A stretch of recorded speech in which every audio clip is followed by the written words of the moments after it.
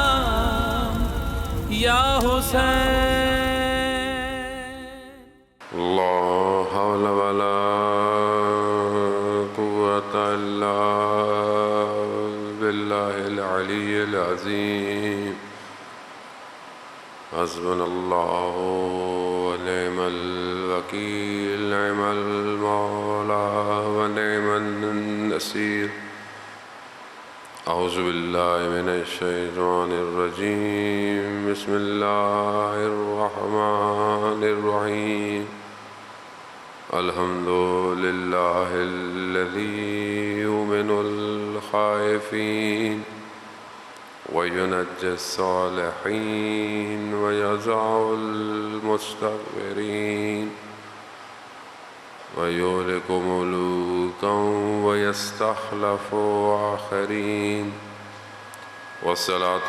والسلام على رسول ثقلين محبوب رب المشرقين والمغربين جد الحسن والحسين نبينا سيدنا بالقاسم محمد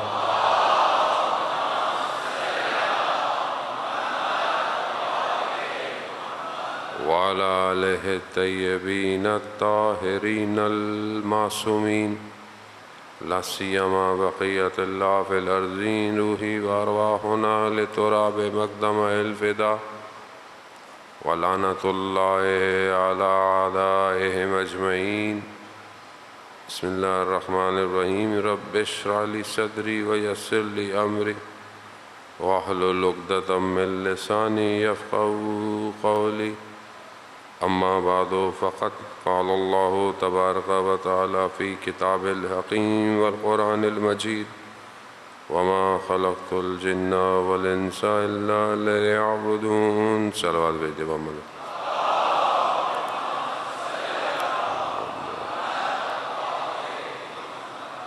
عزیزان سید الشہداء 5ویں محرم کی رات چند دنوں کا مہمان رہ گیا ہے زہرا کا لال کتنا انتظار کرتے ہیں محرم آئے گا کتنا انسان تیاری کرتا ہے فرش عزا بچھے گی مجلسیں ہوں گی ہم جائیں گے آدھے عاشورہ گزر گیا چند دن باقی ہیں پتہ بھی نہیں چلے گا لیکن اگر ہم اپنے امام تک نہ پہنچ پائے تو کارواں تو گزر جائے گا ہم رہ جائیں گے اور یہ کارواں جو 61 ہجری میں پہلے کربلا رکا ہے اور اس کے بعد جو چلا ہے تو آج تک چل رہا ہے جو ساتھ دیں گے وہ اس کاروان میں شامل ہوتے رہیں گے یہ کاروان سید الشہداء کا کاروان ہے یہ کاروان ان کا کاروان ہے جنہوں نے امام کے لیے خدا کے راستے پر جہاد کیا اب ہم بھی اپنی زندگی میں مختلف چیزیں گزار رہے ہیں عزیزان محترم ہم کس طرح اپنے آپ کو امام کے قریب کریں اور امام جو ہمارے وجودوں کو متحول کرنے دنیا میں آئے ہیں کون سی چیزیں رکاوٹ ہیں جو ہمیں امام تک پہنچنے نہیں دے رہی ماشاءاللہ آپ سب جوان ہیں اور دنیا کے معاملات آپ کے سامنے ہیں آپ واقف ہیں مختلف طریقوں سے ذہن کو تسخیر کیا جا رہا ہے یعنی ذہن کو کنٹرول کیا جا رہا ہے آپ اگر 61 ہجری کو کمپیئر کریں آج سے تو 61 ہجری میں دشمن نے ذہنوں کو کنٹرول کیا ہے آخر کیا وجہ تھی کہ یہاں ہزاروں کی تعداد امام کے سفیر کے پیچھے امام کے نمائندے کے پیچھے اور اچانک سے وہ تعداد ختم ہو گئی اچانک سے وہ تعداد غائب ہو گئی. کہاں چلے گئے لوگ؟ لوگ تو کوفہ میں تھے. تو یہ کیسے ہو گیا؟ یہ اہل کوفہ جو ہے وہ اتنی جلدی. تو یہاں دیکھیں ہم قرآن سے اگر مدد لیں تو قرآن جب بنی اسرائیل کا ذکر کرتا ہے تو بنی اسرائیل کون ہے؟ کہ قرآن سب سے زیادہ بنی اسرائیل کے واقعات بیان کر رہا ہے. حضرت موسیٰ علیہ الصلوۃ والسلام جو ہیں وہ کلیم اللہ ہیں اور اللہ سے گفتگو ہے، کلام ہے. اللہ نے بھی ان کے واقعات کو بہت بیان کیا ہے اور یہ سب واقعات عبرت کے لیے ہیں. یہ واقعات ہمیں جو ہے وہ عبرت کسے کہتے ہیں؟ عبرت عبور سے ہے. اور یعنی کہیں سے آپ گزر رہے ہیں.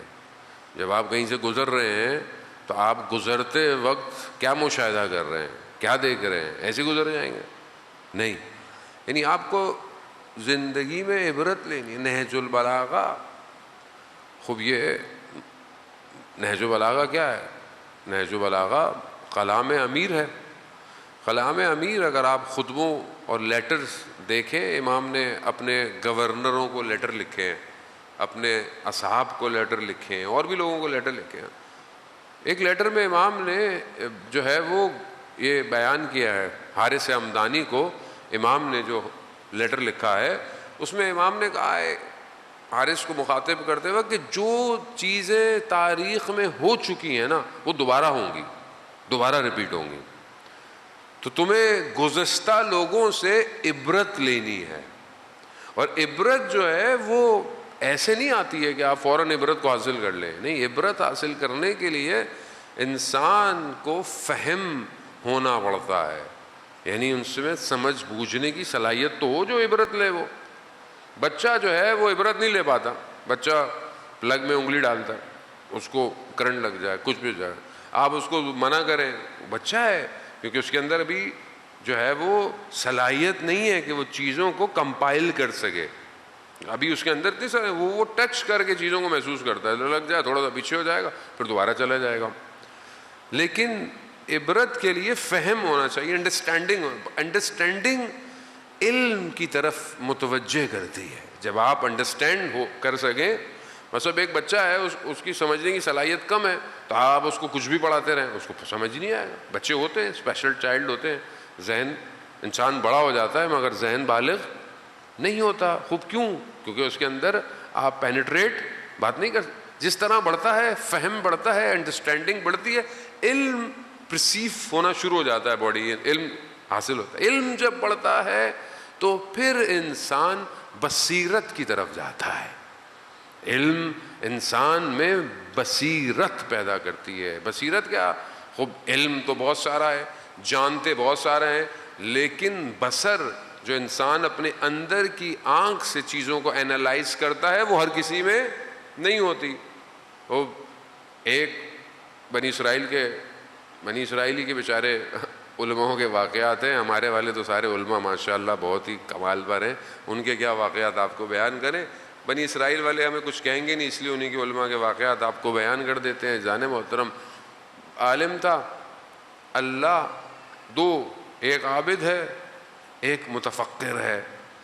اللہ نے جو ہے وہ دونوں کو ٹیسٹ کیا اور حضرت موسیٰ کو دونوں کے پاس بھیجا کہ چھپ کر دیکھنا کہ ان میں سے بہتر کون ہے. جو صرف عبادت کرتا تھا اللہ اس کو اپنی طرف سے من و سلوہ یعنی کھانا بھیجتا تھا. ایک دن ایک کھانے کے بجائے دو آ گئے، دو کھانے آئے. اب حضرت موسیٰ چھپ کے دیکھ رہے ہیں تو اب وہ جب کھانے آئے تو کہا واہ اللہ تعالیٰ کیا بات ہے، کل کا کھانا بھی بھیج دیا. یعنی وہ عبادت کرتا تھا نا خالی، تو اس کو بھی پتہ نہیں کہ آج جو آیا ہے نہیں کل کا بھی بھیج دیا. کہا اللہ نے دیکھا دیکھ لو اس عبادت کا کیا حال ہے. کیوں؟ یہ بغیر بصیرت کے عبادت ہے. دوسرے شخص کے پاس جب کھانا آیا تو وہ کیا کہہ رہا ہے پروردگار یقیناً آج کوئی ایک اور مہمان ہے جس کے لیے تو نے کھانا بھیجا ہے. بصیرت ہے نا یہ. اللہ ہمیں بھی دیتا ہے، کبھی زیادہ ملتا ہے کبھی بہت زیادہ ملتا ہے. ہم کیا سمجھتے ہیں وہ یہ تو ہمارا ہے، آپ کا نہیں ہے، آپ کی جو ضرورت ہے اس سے زیادہ آپ کا نہیں ہے، کسی اور کا ہے. ذہن محترم، خوب یہ بصیرت تاریخ میں آپ دیکھیں لوگوں کے پاس یہ بصیرت نہیں تھی. جب امام اپنے نائب کو بھیج رہے ہیں تو بہت سارے لوگ کہہ رہے ہیں ہم آپ کو نہیں، امام خود آئیں. آج ہم جس سٹیج پر کھڑے ہوئے ہیں ہم اپنے آپ کو کہاں دیکھ رہے ہیں؟ ہم کہاں ہیں؟ ہم بنی اسرائیل والے، ہم کوفہ والے، یا ہم دونوں میں سے بہتر ہیں، یا ہم آگے کی طرف بڑھ رہے ہیں؟ بنی اسرائیل کیوں ایسی ہو گئی؟ بنی اسرائیل کیونکہ فرعونیت کے نظام میں پلی بڑھ رہی تھی. فرعون کا نظام کیا ہے؟ آج دنیا میں سائلنٹ طریقے سے فرعون کا نظام چل رہا ہے. بے حیائی، برائی، ظلم، قید، پابندیاں، مردوں کو مار دینا، عورتوں کو چھوڑ دینا، بچوں. اس زمانے میں فرعون کا اپنا سسٹم تھا. آج سسٹم ظاہر میں ویسا نہیں ہے، باطن میں ویسا ہی ہے. لوگوں کے وجود میں خود نمائی پیدا کرنا، میرے کتنے فالوورز ہیں، میرے کتنے لائکس ہیں، میں اپنے آپ کو دکھاؤں. انسان آج کیا کر رہا ہے؟ صرف دکھانے کے لیے اپنے گھر کی باتیں، اپنے کمرے کی ویڈیو، اپنی پرائیویٹ چیزیں، ہر چیز کیوں ڈال رہا ہے؟ اصل کیا پرابلم ہے اس کو؟ کیونکہ فرعونیت کے نظام نے ظاہری حیا کو بھی کھینچ لیا ہے. نظام ہے، کیا دیکھنا ہے؟ انہوں نے فزکس تھوڑی پڑھنی ہے، میتھس تھوڑی پڑھنی ہے، کیمسٹری تھوڑی پڑھنی ہے. انہوں نے حیا. یہ جب اس سسٹم میں آپ بڑے ہوں گے، خدا نخواستہ آپ کو نہیں کہہ رہا، ویسے کہہ رہا ہوں، جنرل کہہ رہا ہوں، تو اب آپ کیسے آپ الہی نظام میں انٹر ہو پائیں گے؟ کیسے ہوں گے آپ؟ ہماری آرزوئیں ہدف امام حسین سے بہت دور چلی گئی ہیں، چاہے آپ عزاداری کیوں نہ کر رہے ہو. آپ بھی عزاداری پہ آتے ہیں، آپ بھی کہتے ہیں چلو ایک ویڈیو بنا کے دیکھ لو، تھوڑا اپلوڈ کر لیں، پھر دیکھیں کتنے لوگوں نے لائک کیا. آج میں نے ویڈیو ڈالی تھی، یہ بری بات نہیں ہے، لیکن آپ کا ہدف کیا ہے؟ آپ کو کس چکر میں پھنسا دیا گیا ہے؟ کس چیز میں گریب کر لیا گیا ہے؟ یہ سسٹم کوفہ میں جو ابن زیاد ملعون نے جو پینیٹریشن کی ہے، جو میڈیا وار چلائی ہے، اس نے حضرت مسلم کو اکیلا کر دیا. اس کو سمجھنے کی ضرورت ہے کس طریقے سے وہ آیا. پہلی اسٹریٹجی ابن زیاد کی کیا تھی؟ محروپیہ، روپ بدل کر آنا، سچ نہیں بتانا. کس طرح آیا وہ؟ کوفہ کس کا انتظار کر رہا ہے؟ کوفہ میں خط لکھے گئے، لوگوں نے بولا مولا آ جائیے. کوفہ کس کا انتظار کر رہا ہے؟ امام کا. کس حلیے میں آیا؟ مقدس حلیے میں کوفہ میں انٹر. کیا ہوا؟ اتنے سارے کوفہ والے تھے، 3-4 لوگوں کو روک نہیں سکتے تھے. نفوذ کیا. جہاں آپ کے احساس اور جذبات ہیں، دشمن وہیں سے نفوذ کرتا ہے، وہیں سے نفوذ کرتا ہے. آپ کو پتا تو ہو کہ سامنے والا رکاوٹ کیا دے رہا ہے. اب یہ سسٹم سب سے پہلے آ کر جہاں معاشرے کو دھوکے میں ڈالتا ہے، جہاں نفسوں کو خریدتا ہے، جہاں اجتماع کو اغوا کر لیتا ہے، اجتماع اغوا ہو جاتا ہے.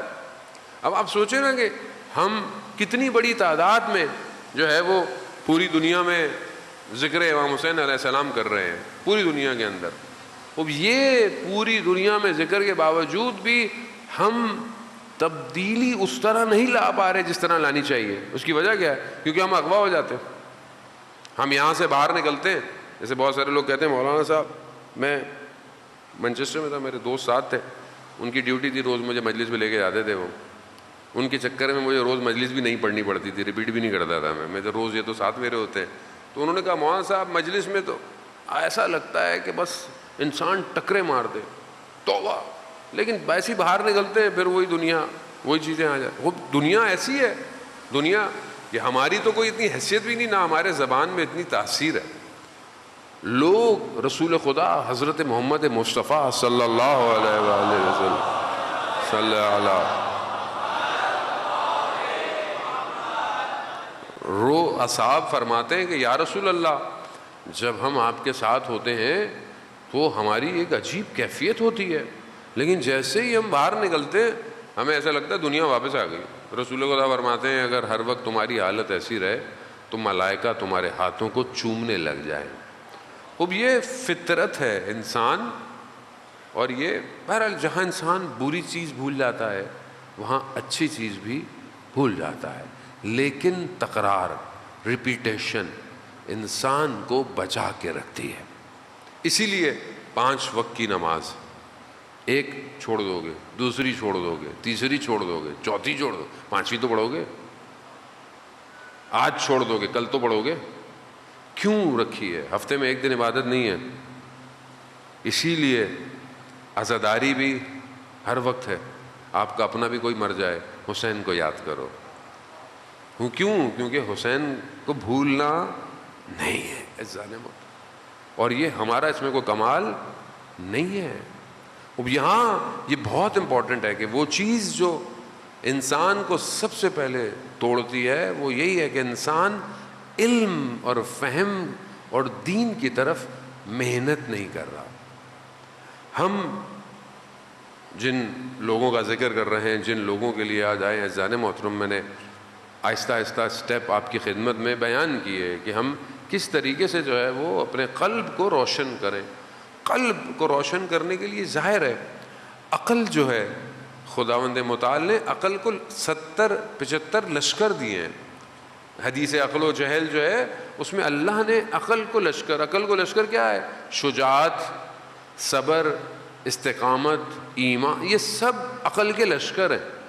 اور عقل ان لشکروں کے ساتھ، کیوں اللہ نے عقل کو اتنی بڑی چیز دی ہے؟ کیونکہ اللہ نے جو بھی عقل کو دیا عقل نے اس کو قبول کر لیا ہے، اور عقل جو ہے وہ انسان کو آگے کی طرف بڑھاتی ہے۔ لیکن میں نے پہلے بھی آپ کو بتایا تھا عقل صرف ادراکات رکھتی ہے، درک کرتی ہے، دیکھتی نہیں ہے۔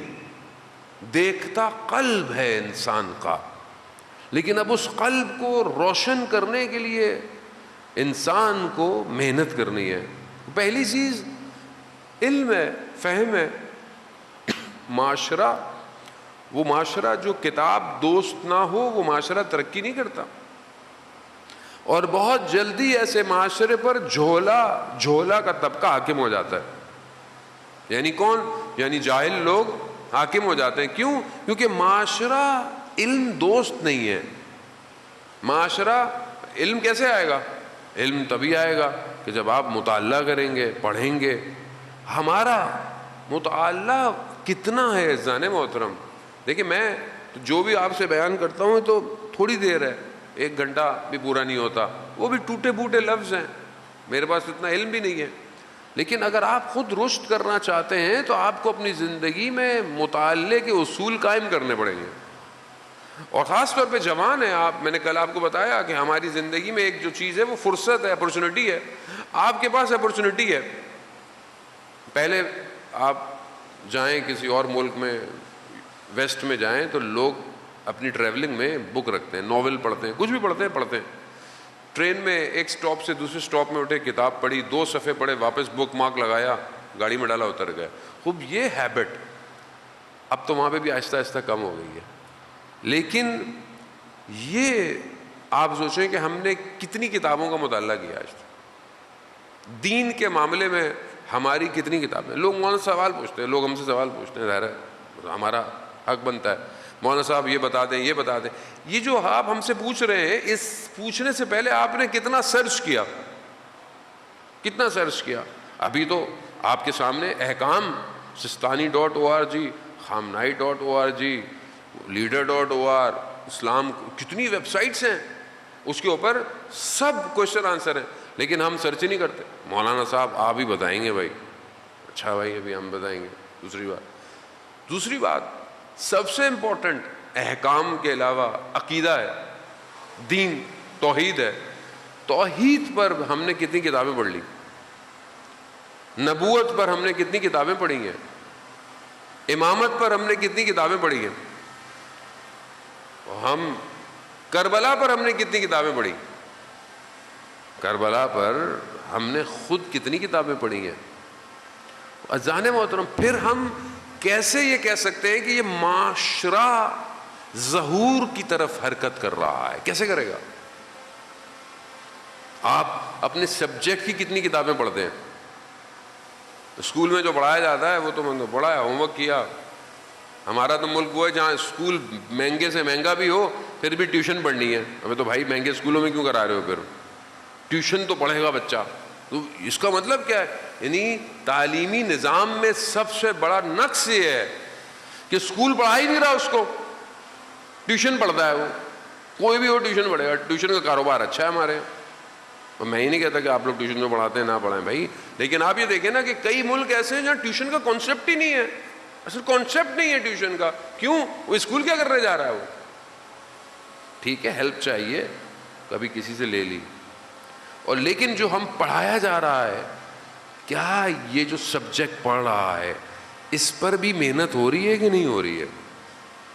اب آپ بولیں گے مولانا صاحب ہمیں کہاں لے کے جا رہے ہیں؟ عزیزان محترم وہ جو ایک حکومت بننی ہے نا، وہ جو ایک حکومت بننی ہے وہ مدینہ فاضلہ ہے. وہ ایک ایسا شہر ہے کہ جس میں کوئی لوپ ہول نہیں ہے. وہ جو آئی ٹی کے لوگ بیٹھے نا، تو آپ کو پتا ہے کہ فائر وال بنائی کیوں جاتی ہیں، ساری چیزیں کیوں بنائی جاتی ہیں کہ کوئی بگز نہ آئے، کوئی اٹیک نہ کرے. بینکنگ سسٹم جتنا بھی آن لائن ہوتا ہے وہ سب اسٹرانگ فائر وال پہ بنا ہوا ہوتا ہے کہ کوئی گھس کر ڈیٹا انکرپٹ نہ کر لے، ڈیٹا چوری نہ کر لے. وہ آپ بھی اینٹی وائرس ڈالتے ہو کہ کوئی مال ویئر نہ آ جائے، اسپائی ویئر نہ آ جائے، اندر نہ گھس جائے، موبائل کو خراب نہ کر لے. خوب کیوں ہے یہ سب؟ وہ جو شہر ہوگا نا وہ بہت فائر وال پروف ہے. وہ فائر وال پروف اس میں نہیں ہے کہ کوئی اس میں گھس نہ پائے، جس میں بھی نقص ہوگا وہ اس شہر میں جا ہی نہیں پائے گا. اور یہ نقص یہاں ہے، یہاں جس میں کینہ ہوگا وہ امام کی حکومت میں داخل نہیں ہو پائے گا. جس میں بغض ہوگا، جس میں منافقت ہوگی نہیں جا پائے گا. جس میں جہالت ہوگی نہیں جا پائے گا.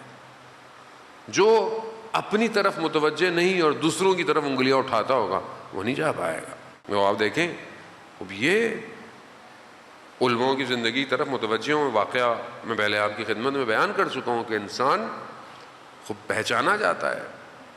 خاص طور پہ جوانوں کے لیے کتاب جو ہے وہ چند کتابیں جو ہیں وہ طالب علموں کے لیے تو بہت ضروری ہیں پڑھنا، لیکن عام جوانوں کے لیے بھی ہے کہ بہرحال انسان، کیونکہ جب تک آپ کا انٹرنل سافٹ ویئر ٹھیک نہیں ہوگا آپ ایکسٹرنل کچھ نہیں کر سکتے.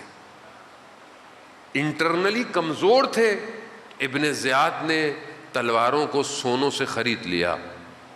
انٹرنلی مضبوط ہوتے تو کھڑے رہتے، کٹ جاتے، مر جاتے، امام کے لیے کھڑے رہتے. یہ انٹرنل ہے.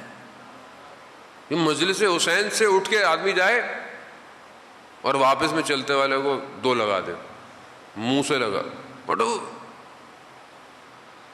کہاں سے آ رہا ہو؟ مجلس سے آ رہا ہو. سبیل لگائی ہوئی ہے، 3 بج رہے ہیں رات کے، کوئی بھی نہیں ہے سبیل پہ، اونچی آواز میں نوحے چل رہے ہیں. یہ امام حسین کے ماننے والے ہیں. یعنی حسین کو نہیں سمجھے. یعنی آپ دنیا کو کیا دکھانا چاہ رہے ہو؟ یعنی ہم محرم میں ہم کچھ بھی کریں گے. ابے بھائی کیا مطلب کچھ بھی کریں گے؟ لوگوں کو کھینچو اپنی طرف، ریپیل کر رہے ہو. مجھے کئی لوگ بعضوں کا بیچارے لوگ ڈرتے ہیں، کسی کو کچھ بول دو کہتے ہیں لو بھائی آزاداری کی دشمن ہو. بھائی بیچارے لوگ اپنے اپارٹمنٹ سے لوگوں نے مجھے ویڈیو بنا کے بھیجی ہیں. مولانا صاحب دیکھیں کوئی بھی نہیں کھڑا ہوا، دریاں بھی نہیں بچھی ہوئی ہیں، بس 2-4 کناتیں لگی ہوئی ہیں اور 3 بج رہے ہیں. دیکھیں اب کوئی بوڑھا ہے، کوئی بزرگ ہے. عزیزان محترم معاملہ بہت نازک ہے. امام حسین تک پہنچنا آسان نہیں ہے. اپنی ذات سے گزرنا پڑتا ہے. جو اپنے آپ کو فنا کرے گا وہ حسین تک پہنچے گا. جہاں میں ہوں، جہاں میری باتیں ہوں، وہاں امام حسین نہیں آ سکتا. یہ قلب بہت پاک ہے.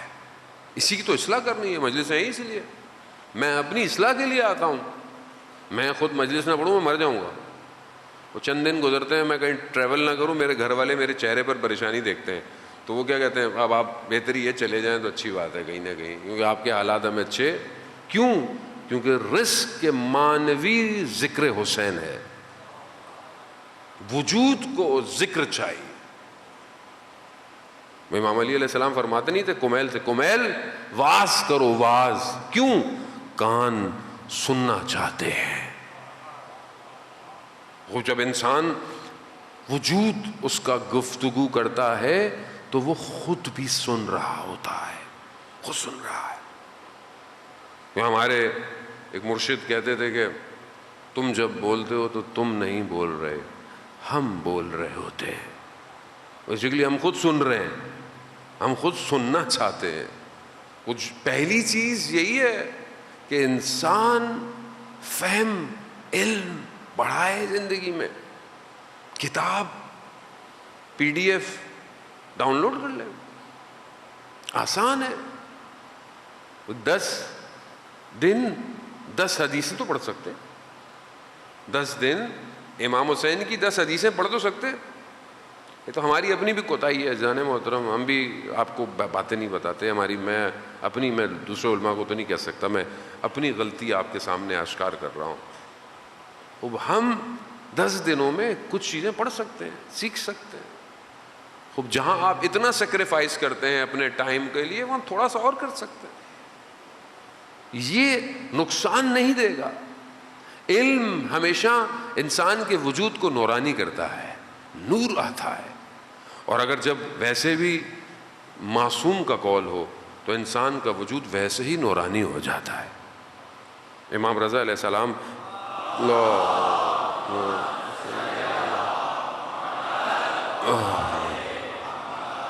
امام رضا فرماتے ہیں کہ تم ہمارے کلام کو لوگوں تک پہنچا دو, ہم جانیں اور لوگ جانیں.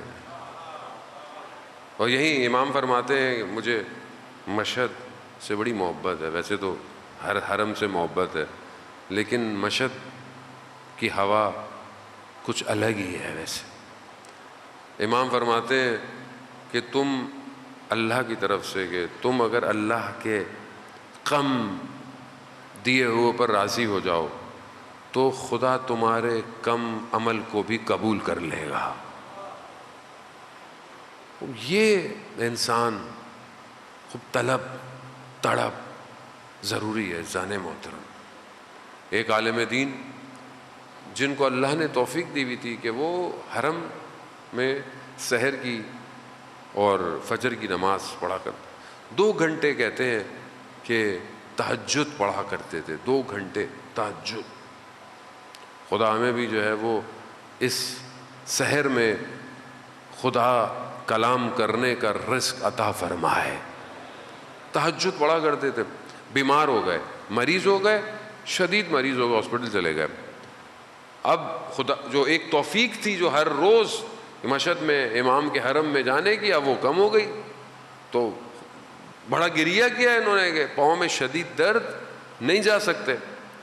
تو بہرحال توسل کیا امام سے, بیداری میں یا سوتے میں. آیت اللہ شمس الدین آغا ہاشمی نژاد سے اس واقعے کو بیان کرتے ہیں, کہتے ہیں کہ انہوں نے دیکھا کہ ایک باغ ہے اور باغ میں امام رضا علیہ السلام بیٹھے ہوئے ہیں اور باغ میں خوبصورت پھول ہیں.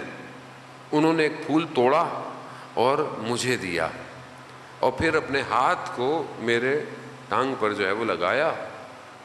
اچانک سے پھر میری آنکھ کھل گئی تو میں نے دیکھا کہ میرا درد ختم ہو گیا ہے اور پھول میرے ہاتھ میں ہے.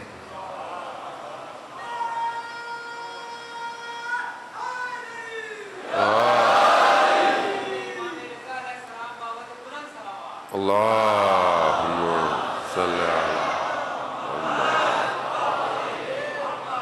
یہ جو قرآن کہہ رہا ہے کہ فرار کرو خدا کی طرف, فرار کرو. کس چیز سے؟ تم جتنی جلدی خدا کی طرف فرار کرو گے اتنا تمہارا بوجھ ہلکا ہوگا. گناہ تمہیں بھاری کر دیں گے، تم بھاگ نہیں سکتے خدا کی طرف۔ آیت اللہ قمشی تفسیر قرآن، مفسر قرآن فرماتے ہیں کہ جب انسان کی روح نکلتی ہے تو روح اور بدن دونوں ایک دوسرے کے ساتھ کھینچاؤ میں رکھتے ہیں۔ مادہ روح کو تنگ کرتا ہے، روح کو نکلنے نہیں دیتا۔ کیوں؟ اگر زندگی مادی گزرے تو روح بہت مشکل سے نکلتی ہے، اور یہ جو پروسیس ہے کہتے ہیں یہ بہت لمبا ہو جاتا ہے اور انسان اس تکلیف کو برداشت کرتا ہے۔ ایک شخص کہ جسے ایکسپیرینس ہوا لائف آفٹر ڈیتھ کا، وہ کہتا ہے میں گھر سے باہر نکلا، گھر میں کوئی سلنڈر تھا، میں نے آگ لگ گئی، میں اس کو باہر پھینکنے گیا صحن سے، تو صحن میں میرے ہمسائے کی گاڑی کھڑی ہوئی تھی، اس میں سلنڈر لگا ہوا تھا، وہ رکھا، وہ بھی پھٹ گیا، وہ پھٹا تو پورے بدن میں آگ لگ گئی، پورا بدن جل گیا، اسی جلتے ہوئے میں اس کی روح نکل گئی۔ یہ کہتا ہے میں اپنے آپ کو اوپر سے دیکھ رہا ہوں، بدن میرا جل رہا ہے، میری روح، میں اپنے آپ کو ہلکا محسوس کر رہا ہوں۔ اچانک سے دیکھا کہ میری ماں آئی اور اس نے گریا شروع کر دیا، رونا شروع کر دیا، اور چیخ و پکار، اس کی چیخ و پکار اور اس کے گریے نے میری روح واپس بدن میں گئی۔ لیکن یہ جو پروسیس تھا نا دوبارہ بدن کا، یہ بالکل ایسا تھا کہ انسان تیغ تلواروں کے اوپر سے گزرتا ہوا واپس جا رہا۔ پھر میں گیا، میں نے پائپ اٹھایا، اپنے آپ کو ڈالا، اتنے میں ایمبولنس آئی، مجھے لے کے گئی، لیکن جیسے ہی میں ہاسپٹل پہنچا تو 100% برن تھا، پوری باڈی جل چکی تھی، وہ سب کپڑے شپڑے چپک گئے تھے۔ اب مجھے انہوں نے اتارنا تھا، لیکن جب آپ کو کچھ اتاریں گے تو وہ کہتے ہیں کہ ظاہر ہے پین کلر یا اینستھیزیا لگائیں، لیکن باڈی میں کہیں جگہ ہی نہیں تھی کہ اینستھیزیا لگے، بے ہوش کیا جائے۔ مجبوراً مجھے زندہ حالت میں، ہوش کی حالت میں میری کھال کو کھینچا گیا۔ جیسے ہی میری کھال کھینچی دوبارہ میری روح پرواز کر گئی، دوبارہ میں نے دیکھا، پھر میں وہی ہوں۔ لیکن پھر وہی چیزیں دیکھنے کے بعد واپس جب میری روح گئی، پھر وہی تکلیف۔ عزیزان محترم، یہ لفظوں میں کہنا بہت آسان ہے، بہت آسان، لیکن جب روح نکلتی ہے، روایات کہتی ہیں 300 تلواروں کی نوکیں جب بدن میں چپ رہی ہوں روح ویسے نکلتی ہے۔ لیکن جو رجب کے آخری روزے رکھتا ہے اس کی روح خوشبو کی طرح باہر نکل جاتی ہے۔ یہ ساری چیزیں ہمارے پاس موجود ہیں، یہ سارا پروسیجر دوسرے عالم میں لکھا جا رہا ہے، دیکھا جا رہا ہے۔ کیونکہ مجھے توجہ ہی نہیں ہے کہ دوسرا عالم بھی ہے یا نہیں ہے، دوسرے عالم میں ہے۔ کیوں؟ جو امام کے ساتھ تھے انہیں اپنی جانوں کا نذرانہ دیتے ہوئے تکلیف نہیں ہو رہی تھی۔ کیوں تھے؟ کیونکہ وہ اپنے آپ کو کہیں دیکھ رہے تھے، کہیں دیکھ رہے۔ اور جو اپنے آپ کو امام کے پاس دیکھتا ہے اس کے بدن کے ٹکڑے بھی ہو جائیں اسے تکلیف نہیں ہوتی ہے۔ تو ہم عزیزان محترم، جو امام کے ساتھ ہوگا اسے امام بہت کمال پہ پہنچا دیتے۔ کربلا میں بہت معذرت کہ میں نے آپ کو زحمت دی، عزیزان محترم، کربلا میں جو امام کے قریب آیا امام نے اسے کمال پہ پہنچا دیا۔ کربلا میں کیسی کیسی ہستیاں ہیں، کیسی ہستیاں ہیں، معصوم کوئی نہیں ہے سوائے امام کے، لیکن آپ دیکھیں ان کے مقام دیکھیں۔ حضرت ابو الفضل العباس مقام دیکھیں آپ، جناب علی اکبر، جناب علی اصغر۔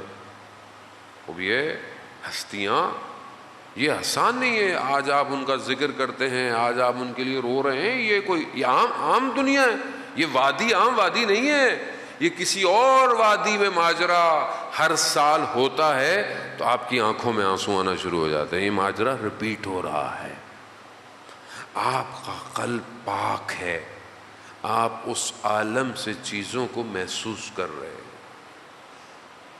رونا گریہ کرنا میڈیکلی پروسیجر ہے، آپ بیٹھے ہوئے ہیں, آپ کے آنکھوں میں وہ لکوڈ تھوڑی ڈالا جاتا ہے, وہ جو آئیز کے لیے, بیماری کے لیے, کسی کے لیے آپ کو ڈالیں تو آپ رونا ہے. نہیں, یہ رونا آپ کا, آپ کے احساسات کچھ الفاظ سے سنک ہوتے ہیں, ارتعاش پیدا ہوتا ہے. یہ ارتعاش آپ کے باطن قلب میں جاتا ہے. یہ جب آپ کے باطن قلب میں جاتا ہے تو منظر کشی ہونا شروع ہو جاتی ہے. یہ منظر کشی کسی اور عالم میں ہے. یہ منظر کشی جب ہوتی ہے تو فیومز آپ کے قلب سے اٹھنا شروع ہوتے ہیں. باڈی کا جو سسٹم ہے وہ آپ کے قلب کی اطاعت کرنے لگتا ہے اور آپ کی آنکھیں نم ہونا شروع ہو جاتی ہیں. اور یہ آنسو عام آنسو نہیں ہے. اس ایک آنسو کی قیمت قیامت والے دن آپ کو پتہ چلے گی. ایک آنسو, یہ بڑا پروسیجر ہے, بڑا سسٹم ہے. دنیا اس کو سمجھ نہیں پائی. فرقے جنہوں نے جنہیں خدا کا نہ پتا ہو, جنہیں رسول کا نہ پتا ہو, انہیں گریے کا کیا پتا. وہ جو کہتے ہیں رونا حرام ہے تو فلانا ہے, یہ انہیں کیا پتا رسول کسے کہتے ہیں. جو رسول امام حسین کی ولادت پہ خود روئے ہوں, میری آپ کی حیثیت. عزیزان موت, ایک اور ہستی کربلا میں ایسی ہے کہ جس کا وجود نہ ہوتا تو کربلا نہیں ہوتی. فارسی کے اندر مصرع ہے, کربلا میں ماند اگر زینب نہ بھوت. کربلا میں رہ جاتی, کربلا رہ جاتی کربلا میں اگر زینب سلام اللہ علیہا نہ ہوتی. بس یہ چند مصائب کے جملے. عزیزان محترم, آج ان کو رونا ہے جن پر بی بی زینب نے کربلا میں گریہ نہیں کیا گریہ. 28 رجب کے واقعہ میں نے آپ کی خدمت میں پہلے بھی بیان کیا, کس طرح بی بی زینب نکلی ہیں, اپنے بھائی کے ساتھ تیار ہو رہی ہیں, جا رہی ہیں, اپنے شوہر سے اجازت لی, بچے دے دیے گئے کہ بچوں کو لے جاؤ, جب وقت پڑے تو ان کو قربان کر دینا. بس سارے راستے بی بی زینب اپنے بھائی کے ساتھ, اپنے بھائی سے دور نہیں ہوئی.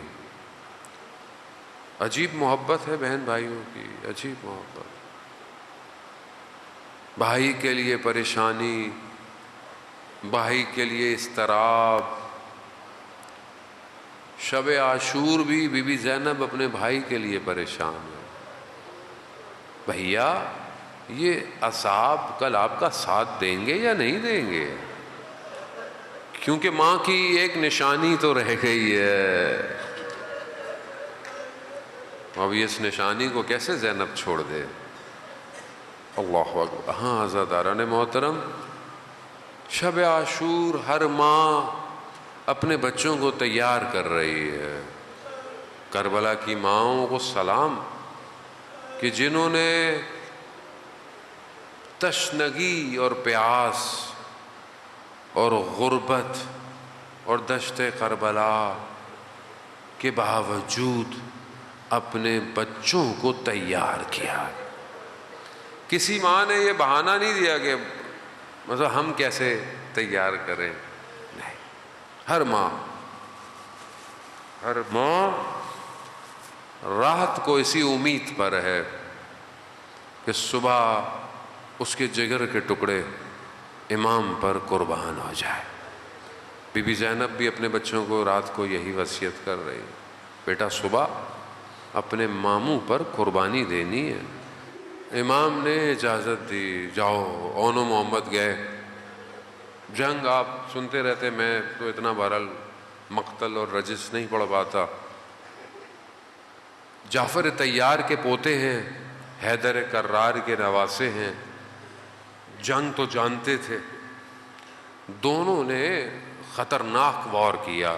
ایک میمنہ میں میسرہ پہ کہتے ہیں ایسا وار کیا دشمن کو پلٹ دیا. لیکن بچے تھے اور پیاسے بھی تھے. لڑتے لڑتے چھوٹا بھائی گر گیا. جیسے ہی چھوٹا بھائی گرا نا تو بڑا بھائی تیزی سے اس کے پاس آیا. محمد ہم بھی آ رہے ہیں. تھوڑی دیر ہوئی اون بھی اپنی سواری سے گر گئے. گرے جیسے ہی گرے کہا مولا ہمارا آخری سلام ہو. زینب کی قربانی. عزاداران محترم مقاتل کہتے ہیں.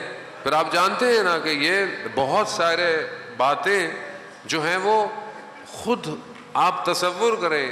مطلب ضروری نہیں ہے کہ ساری باتیں مقتل میں اس طرح ہوں. مطلب کچھ چیزیں واضح ہیں کہ جب بچے گرے ہوں گے تو بھگدڑ مچتی ہے دشمن کی. اس بھگدڑ میں ان بدنوں کے ساتھ کیا ہوا. بس مقتل تو یہی کہتا ہے کہ امام حسین پہنچے, دائیں طرف اون کو اٹھایا ہوا ہے, بائیں طرف محمد کو اٹھایا ہوا ہے, لے کے جا رہے. نہ جانے کس حالت میں ان کو خیموں میں لے کے گئے ہوئے. لیکن اب جہاں ہر بدن پر بی بی زینب آتی تھی, دیکھا جیسی اون محمد کے بدن آئے بی بی زینب نہیں ہے. اہل حرم کی خواتین سمجھی کہ بی بی زینب بے ہوش پڑی ہوں گی خیمے میں اپنے. جا کر کیا دیکھا, بی بی زینب سر سجدے میں ہے. کیا کہہ رہی, پروردگار میں نے 2 نشانیاں بھیجی ہیں. 2 نشانیاں, خدا آپ کو اس کا اجر دے. روئیے, بی بی زینب نہیں روئی اون محمد کو. خدا میں نے 2 نشانیاں بھیجی ہیں. ہائے غربت علی کی بیٹیوں کی. خواتین نے کہا کہ شہزادی اونو محمد آ گئے. کہا آ گئے, اونو محمد کیسے واپس آ گئے. اب جا کر کیا دیکھا, امام حسین سر جھکائے کھڑے ہیں. ایک طرف اون سو رہے ہیں, ایک طرف محمد سو رہا ہے. امام حسین اپنی بہن سے آنکھیں نہیں ملا رہے. بی بی زینب نے دونوں بدنوں کو کنارے پہ کیا, سر سجدے میں رکھا. پروردگار تیرا شکر, تو نے میری قربانیوں کو قبول کر لیا. یہ ہے زینبی کردار, زینبی مائیں. بس عزادارہ نے بس 2 جملے اور آپ سے التماس دعا. اب پورے راستے روز عاشورہ گزر گئی, مشکلات آپ سنتے رہیں گے, آگے آپ کے سامنے آئیں گی. کہیں پر بھی مقتل یا کوئی عالم نے یہ نہیں کہا کہ زینب نے اونو محمد کو یاد کیا ہو. کہیں نہیں کیا. راستے میں اسیر ہو گئی, یا کبھی سجاد کو بچا رہی ہے, یا کبھی سکینہ کو بچا رہی ہے. کہیں نہیں. کبھی نیزوں سے بھی گفتگو نہیں کی. اگر گفتگو بھی کی تو اپنے بھائی سے کی. بھیا مجھ سے بات نہیں کرتے تو اس بچی سے تو بات کر لو. کوفہ, شام, شام کا زندان سب ختم ہو گیا. کاروان چھٹا, رخصت ہوئے, آزاد ہوئے, کربلا میں آئے. بی بی زینب گر گئی اپنے بھائی کے بدن کے اوپر. بی بی زینب ضعیفہ ہو گئی, بوڑھی ہو گئی. یقیناً اونو محمد کے بدن پہ گئی ہوں. پھر بھی مقتل خاموش ہے, ہوگا خاموش. مقتل کہاں بتاتا ہے, بس آخری جملے. اور عزاداران محترم شبیہ تابوت آئے گا, پرسہ دیجیے گا بی بی زینب کو. جب مدینہ پہنچی نا, مدینہ میں جیسے ہی اپنے گھر میں داخل ہوئی, اپنے گھر کے حیات کو دیکھا, ان چھوٹے حجروں میں چھوٹے چھوٹے بستروں کو دیکھا. اب زینب کو یاد آیا, ہائے میرے اور ہائے محمد, ارے تمہاری ماں اب کیسے تم پر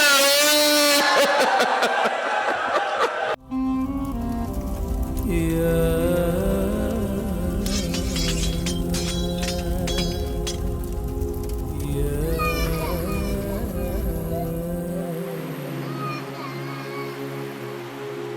सलाम